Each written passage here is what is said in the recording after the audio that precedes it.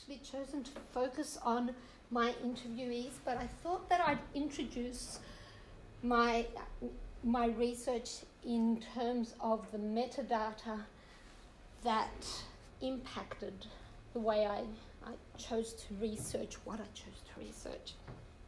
So romance fiction is part of our ordinary culture, and I wanted to look at how library practitioners apply metadata to romance fiction and how that affects the creators, the readers, and the actual book itself. So a romance is defined by the Romance Association of Australia and America as having two elements.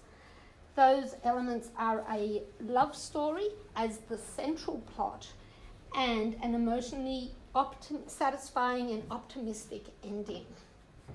So there are no other requirements in there other than those two to be recognised as romance.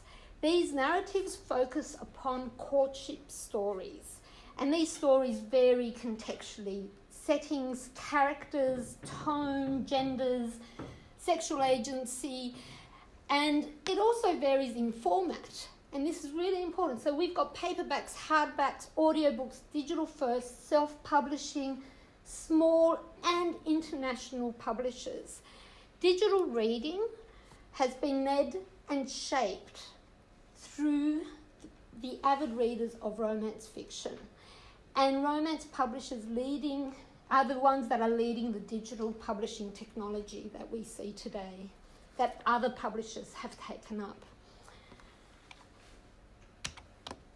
So these are the books that are predominantly written by women, for women, and about women.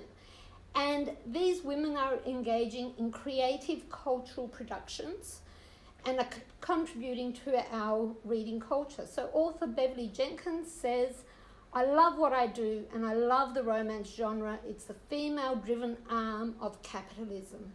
We are all small business owners. We are all out there for women." So we've got the Australian Romance Readers Association. They run an annual survey. They've been running it since 2009. And I wanted to actually point to one of the really interesting things that's come through in that in 2009, 68.8% of readers read paperbacks, the mass market paperbacks, the really small ones, and all the other books involved there. E-books were about 18% at the time. In 2017, you see a complete flip. E-books now are 65.65% of all readership, of romance readership. These readers have high digital literacy skills, and they find the majority of their reading choices through online spaces. So this article popped up in my newsfeed, I think at the beginning of the year.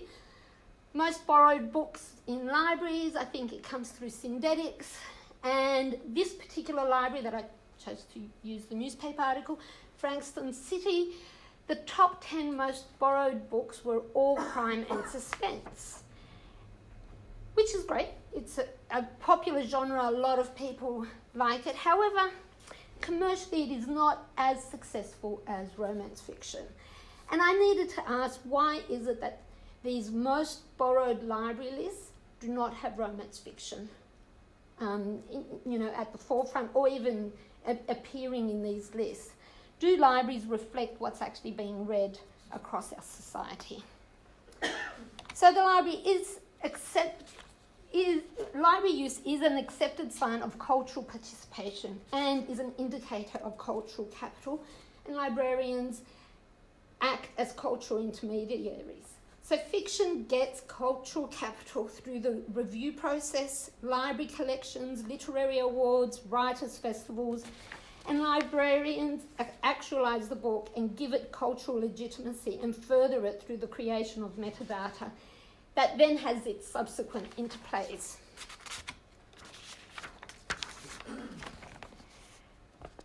Now, romance fiction actually lacks some of the cultural capital that other genres have, in that it's not big on literary reviews, it lacks collection, and it lacks quality metadata.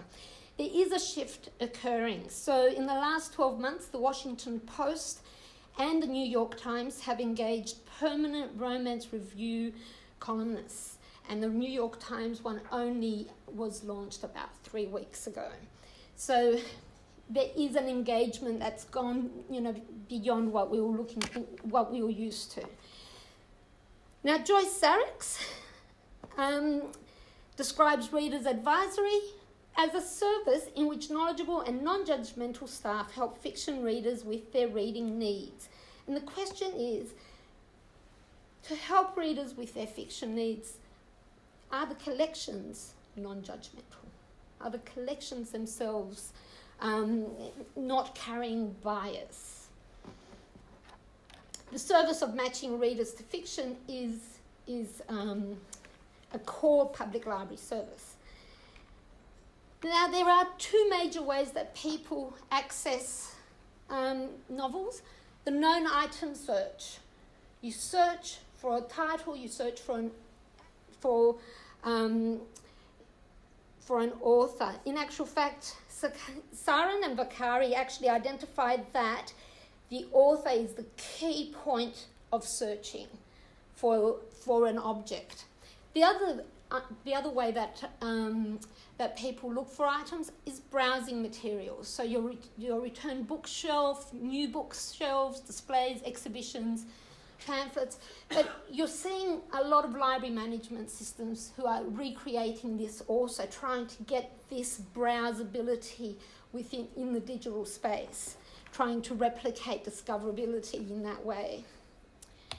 And discoverability all comes through with metadata. So data about data. And your library catalogue record is, one of the first examples of metadata. We've got accuracy, consistency, and completeness. They're the three accepted criteria for quality metadata. So now I'm going to show you examples of what I have found. So it's very, very small. I apologise, but I kind of wanted to give you an idea. This one's come off Trove. It's Peter Politis. It's his debut novel. There were over 100 copies available in public libraries across Australia. Peter Politis was in a whole series of interviews in the Sydney Writers' Festival last year. He's got some really, really rich subject headings that give you an idea about his book, which is gritty suburban queer noir. And you've got secrecy, drug addicts, Greek Australian, noir fiction, abused gay men, Sydney, social life and customs. So it's giving you this really strong, rich idea of what this book is about. And it's also giving you the blurb at the bottom there. This is Tempted by the Wrong Twin by Rachel Bailey. This book, only a few weeks ago, was nominated for a Ruby Award, which is the Australian Romance Writers' top award. So we've got a blurb. This is another one from Trove. There are 11 copies of this book across all of Australia. Our subject headings are man, woman, relationships, -- fiction.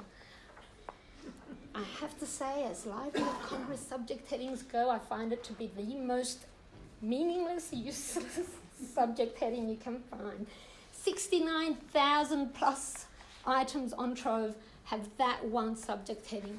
And by having so many items under that one subject heading, you obfuscate, an item. You can lose an item in all that information. What I did, I went to WorldCat. And WorldCat actually had other subject headings, which included twins, arranged marriage, Navy SEALs, recovering addicts, and romance. So much richer. It gives you a better idea about, and more information about what this text is about. Then we have degrees of metadata. This is not a copy catalogue. This is something that someone has originally, started a new record in their library. Bella's Impossible Boss, Michelle Douglas, ISBN number, but we don't even have a creative team here. The actual publishing house is not recognised. There's no series, there's no other information. Interestingly, this same and the book was in this physical space, the floor location was in a completely different part of the library than the rest of the fiction. The same library, Michelle Douglas again, this book was in the fiction stream of books, and they've got a full catalogue, full blurb. They've got a few added titles. The added titles are actually, this is a repackaged book, and it's been repackaged for The Bachelor, which is the reality TV show. But in actual fact, it's the exact same romance fiction books that the other book was.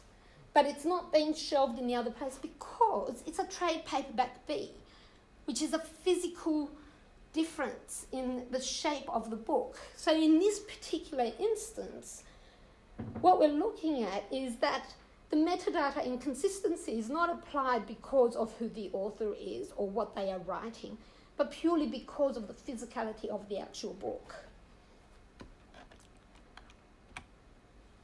Now we're really going into obfuscating metadata, and we've got degrees of metadata that give you no meaningful information. So, as you can see, the top one is 29 copies, the next one 94 copies, 14 copies, 20 copies, and when you enter the actual record, there's nothing there. You have no information beyond it's a paperback romance. Now, there are 157 unknown authors that are not having their cultural capital recognised by the public institution that has purchased their item or accepted their item in their collection. This item, though, is contributing to the library's loan statistics, to the KPIs. But it actually just serves this is just an inventory item, but this is not the least obfuscated area of metadata. We go another step further with obfuscating metadata.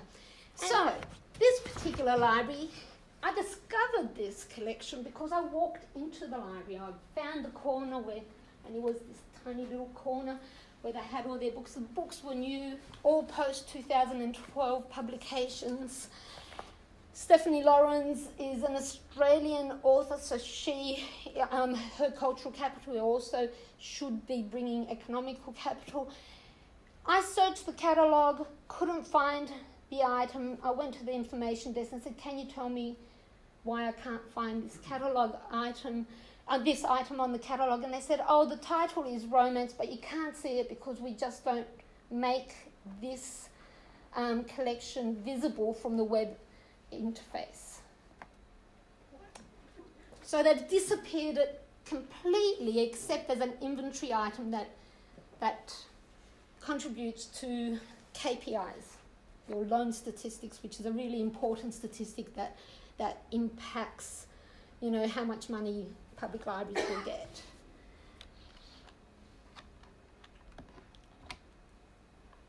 This is another collection. This one is the State Library of New South Wales, and it says Mills and Boon romance novels. They are boxed up, they are put in off storage. What they do is they take out the Australian authors, they catalogue the Australian authors completely, and they're placed within the Mitchell collection. However, any other author is placed in these boxes, and the only way you can retrieve them, when requesting items, please state month and year required. So you need to know the month and the year the book that you're searching for was published. Now, my thought was, I need to see if other publishers are given this treatment.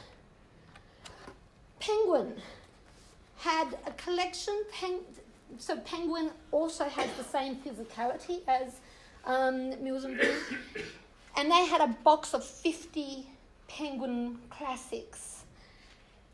This box set got a full catalogue record. So you're looking at all 50 books. Not only do they have the title and the author, but you've also got the translator in there for some of the books. So enriched metadata, even though they came in a big box, and the physical aspect of that box would have been, I'd say, I think you get 64 books with the Mills and Boon boxes per month. Though that has shrunk over time because everything's now in ebook. The majority of their books now are sold in ebook form. So useful collections. Joyce Sarek says, why would you have a collection that you have no access to? For what reason? The cost of adding them to the database must be far less than the staff time spent trying to find them day after day for patrons looking for uncatalogued material which may or may not be on the shelf. Is exceedingly frustrating for both staff and patrons, and the collection becomes less useful. I've done it again. Linked data. So the linked data is really important because with metadata, you get a whole lot of other communications happening. So linked data allows people to go to Trove when they're searching for what book they want to borrow, because many people will drive out of their way to pick up what they want, or they'll go, oh, okay, I've got a library card for that library, I'll download it from that library.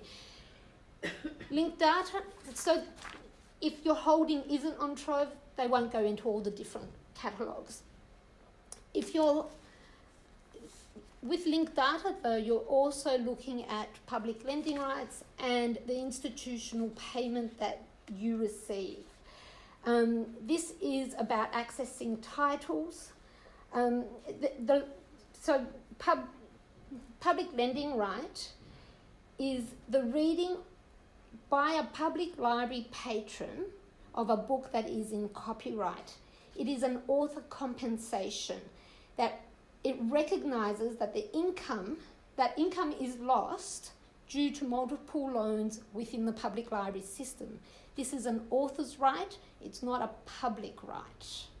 Now, authors get money for their items being held in libraries if they are eligible. So usually residency or citizenship of a country is what makes you eligible, and there are 31 countries around the world that have this system. So if loans are seen as a hindrance to the earning capacity of an author, the library practice of not including any metadata for certain collections constitutes a moral and ethical problem, because that is a financial hindrance for authors. I'm going to kind of skip it. Peter Corris is on record as saying that his public lending right payment is higher than his payment from his publishers. So his royalty check is not as big as his public lending right. This is a book called Gun Control. It was his 40th book. It is genre fiction. It is packaged in the same way as a lot of romance fiction. There are over 100 copies available across Australia of his book. So you're looking at a different set of values being applied to certain genres. Brown Popular Culture Library at Bowling Green State University collects pop culture materials, and it's the biggest collection of romance fiction in the world. They were searching for this one book, and someone sent it to them, and they said, we knew that there were only 8 copies in the world. This makes it 9. I would argue that there's probably quite a lot of other copies around in the world, but they just can't find it. So this, though, is what I think is the canary in the coal mine. The Australian Romance Readers Survey back in 2009 asked, have you borrowed, an actual fact, I've not written that correctly, it's have you borrowed romance books from your library? These are avid readers, and in 2009 you had 21.8% say always. That's a very small amount. to say always. And you had, as never, I think it was something like 33, it was a third, 33%. In 2017, your always is down to 8%. And your never is over 50%. So when your avid readers have disengaged from your library, we have certain implications that comes with the obfuscated metadata. And these are implications that I am still looking at, I'm still searching. I do have interviews, and there are some answers to these. So I'm looking at the readers and library users, like what are the implications for them when there's a false record of their reading engagement, when they're looking at what have I read and they just get, a nothing title on their record. Avid readers not discovering the library as a place of discovery. For library staff, you've got the inability to locate materials, user engagement, but quite importantly, the lack of professional adherence to international standards and protocol. And for authors and creators, what we have is an impact upon an author's moral rights to their intellectual property, the impact upon that author to access institutional payments, and the lack of cultural capital for predominantly female creators. And that's due to the institutional record. Now, finish up. I'm actually going to quote someone who was here at one of our information innovations a few weeks ago. See, the ways of which libraries apply metadata to romance fiction serves as a reflection of how its readers, its creators, and the book itself is valued by libraries. And I think that these values show that there's a disparity between the underpinning principles of libraries and that their actual practices need interrogation. In one of them, so David Fricker from the National Archives said that it's important and that it's important information lives forever. It doesn't depreciate, it appreciates, it lives forever. This is not only important in our government data, but also in our collecting of stories that our society engages in, with our rich metadata from inception, from receipt of an object. Then the importance cannot be followed. And I think it is time that that sentiment is applied to romance fiction, as they are really important stories in our society, and we need to engage with it, and our libraries need to ensure that their importance can be followed from receipt of the actual object. So thank you. I think I went over time. So thank you. Do we have any questions? Guy. Yeah, more a comment really, but listening to that, I was taken back to Mossman Library of my childhood. And when in my teens, obviously, I was looking all over the actual grown-up section downstairs. Fiction was divided into two. There was literary fiction and there was light fiction. And literary fiction, you could just get out your card and buy the books. Light fiction was charged. It was like 20 cents or something for each book you borrowed. Yeah. So it sort of is a metadata practice, isn't it? But it's a sort of exact continuation of the same attitude. And it's like a penalty. That sounds like a penalty. How dare you, choose it. And it's really interesting. So part of my research is looking at the floor positions that this light fiction might take. So I've got one library that I've gone to where they've got different floor locations. Fiction is on the sturdy shelves. Yeah. They've got what they call romance and glamour on spinners. Mills and Boon aren't on that. And I just thought, okay, but Mills and Boon actually write all the excitement, all the glamour on their cover, but they're not on that. That's different stuff that's on this spinner. And then they've got romance paperback, which is where the Mills and Boon are on that. But they're unsteady. You can't search them, you can't order them. So the value that you put on this lighter fiction, by not interfiling it, you're also giving it a certain, you're presenting it in a way that this is light fiction is not important enough to grapple with. When you're looking at romance fiction, though, you've got readers that go from recreational leisure reading all the way to close reading, contextualised, rich reading. And so to make that assumption that what is light cannot be studied is also something that we can explore. Do you think the reduction in romance fiction lending from libraries over those years is related to the fact that people are now accessing that romance fiction another way? So I can't remember the earlier. They are definitely, yeah.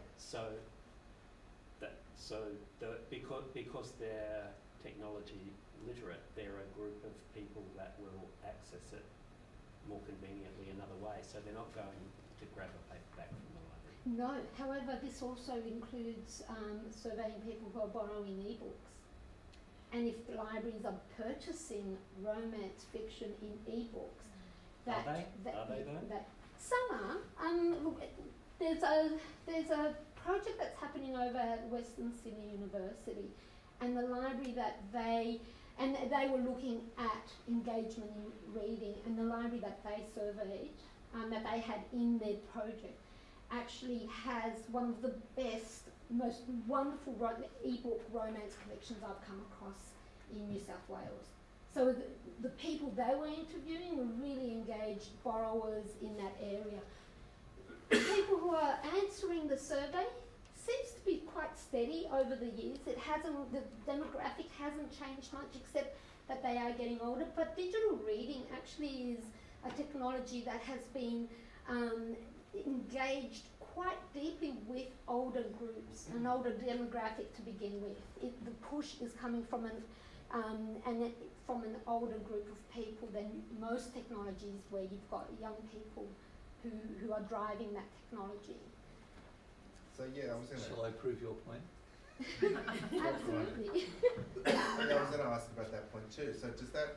So it's not necessarily, you're not necessarily able to link the increased digital readership with increased purchase, but does that then allay some of the other point you made about authors not getting their share if actually people are actually purchasing digital books We don't have directly rather than relying on the public lending? in Australia, we don't have EP or LAR at the moment, so there's no e-lending, public lending right at the moment. However, there is research that shows that avid readers who borrow a huge amount actually buy more than someone that just buys books. Someone who just buys, it doesn't even come close to what a library user comes close to.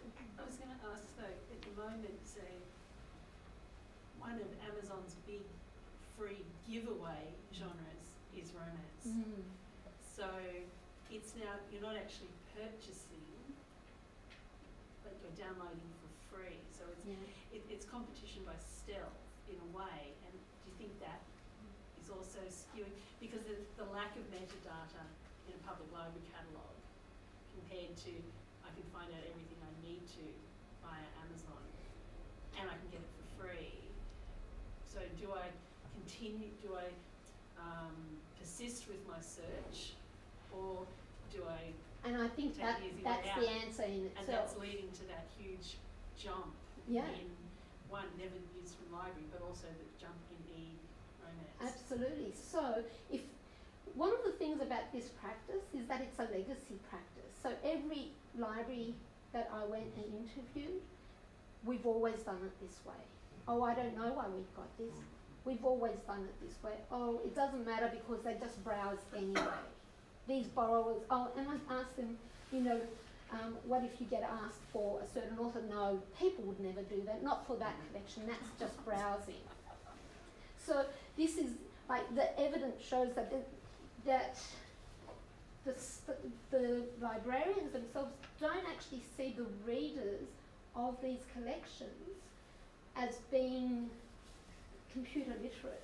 as having those digital information skills to find that. Now, if you've got a legacy practice where people couldn't find what they wanted anyway, and they've got, you know, you're going to go the route of this resistance. Now, I do need to say that I'm not interviewing readers. What I'm looking at is how the actual object is treated and what are the impacts of that treatment, rather than looking at how readers engage. So I haven't got interviews with readers to really answer that. I have a very simple question. And this is the last question. Oh, okay. How rich is the metadata on Amazon for any of these titles? Oh, Amazing. It is amazing. It is. I mean, it's the amazing. full. Because it's not only taxonomies, Yeah. you're also looking at taxonomies. Right. The tags become meaningful because the like man-woman relationship. Who on earth is going to walk into a library and search man-woman relationship to see what sort of book they're going to find? It's like when we had cookery before they put cooking, and they made that changeover. So this the way that people, the users themselves, tag the books is where that discoverability becomes really, really strong and rich. So that's the last question. That is the last question. Thank you very much. Thank you.